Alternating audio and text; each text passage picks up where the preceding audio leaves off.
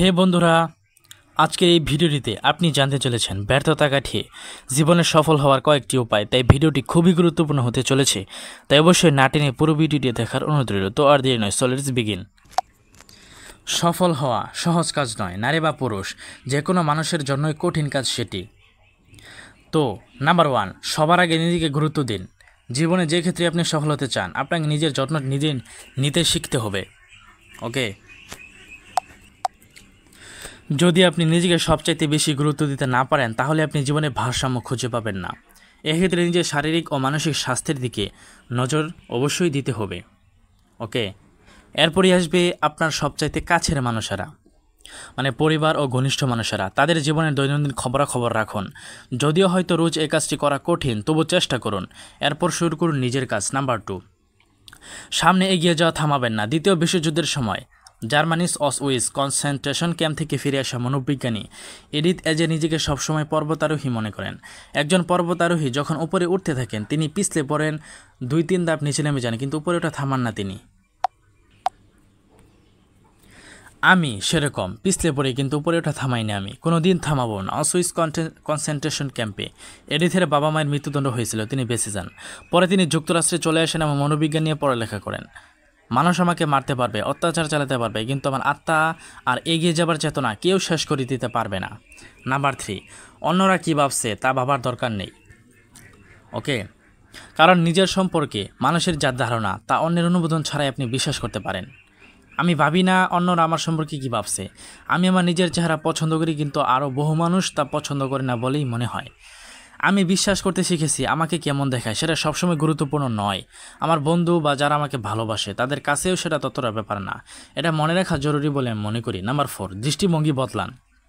অনেক সময় কোনো খারাপ মুহূর্তে আমরা ভাবি আমাদের কবর হয়ে গেছে, আমরা বা ডুবে গেছি, কিন্তু সেটা অন্যভাবে ভাবা যায়। যেমন আমরা ভাবতে পারি নতুন কোনো কিছুর বীজ বোনা হয়েছে। ওকে, আমার স্থির বিশ্বাস আপনাকে আসলে সিদ্ধান্ত নিতে হবে যে আপনি নিজের জীবন বা সিদ্ধান্ত সম্পর্কে কেমন মনোভাব পোষণ করেন। ইতিবাচকভাবে দেখার অভ্যাস করা দরকার আমাদের। ডুবে যাওয়া বা বীজ বোনা দুটোই কিন্তু মাটি বা পানির নিচে হচ্ছে, কিন্তু দুই ক্ষেত্রে দুই রকম মানে হয়। একটা অত্যন্ত নেতিবাচক দৃষ্টিভঙ্গি প্রকাশ পায়, অন্যটা ইতিবাচক একটা মনোভাব বোঝা যায় যা আপনার চিন্তা প্রক্রিয়ার ছাপ ফেলে। আমার জীবনে এমন অনেক মুহূর্ত আছে যখন আমার মনে হয়েছে আমি মরে গেছি, কিন্তু সেসব মুহূর্তেই আবার আমি নতুন করে সব শুরু করেছি। নাম্বার 5, ইতিবাচক মানুষের চারপাশে থাকুন। বিপণন গুরু বলে পরিচিত মেরি পোর্টাস বলেছেন, কারো চারপাশে যদি ইতিবাচক মানুষ সবসময় থাকে, তাহলে নিজের সক্ষমতা নিয়ে প্রশ্ন তোলা কিংবা ব্যর্থতা নিয়ে দ্বিধাগ্রস্ত থাকার কথা নয় তারা। ওকে,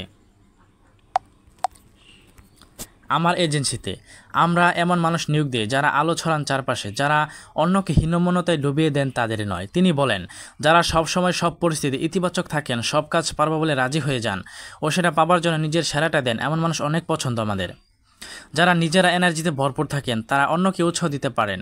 যদি উন্নতি করতে চান, তাহলে যারা মনমরা থাকেন বা অহংপূর্ণ আচরণ করেন তাদের থেকে দূরে থাকুন। নাম্বার 6, মাথা খাটান। অসউইজ কনসেন্ট্রেশন ক্যাম্প থেকে ফিরে আসা মনোবিজ্ঞানী এডিথ এজের বলেন, যে কোনো পরিস্থিতিতে নিজের বুদ্ধিমত্তা ব্যবহার করুন। আমার মা বলতেন, আমরা কোথায় যাব জানি না, আমাদের জীবনে কী করবে আমরা জানি না, কিন্তু আমাদের মাথার ভেতর কী আছে সেটা যেমন অন্যরা জানে না, ঠিক তেমনই সেটা কেউ ছিনে নিতে পারবে না। আমি আমেরিকায় এসেছি শূন্য হাতে, ইংরেজি জানতাম না, কিন্তু দেখুন আমি এই দেশের একটি নামী বিশ্ববিদ্যালয় থেকে অনার্স নিয়ে স্নাতক পাশ করেছি।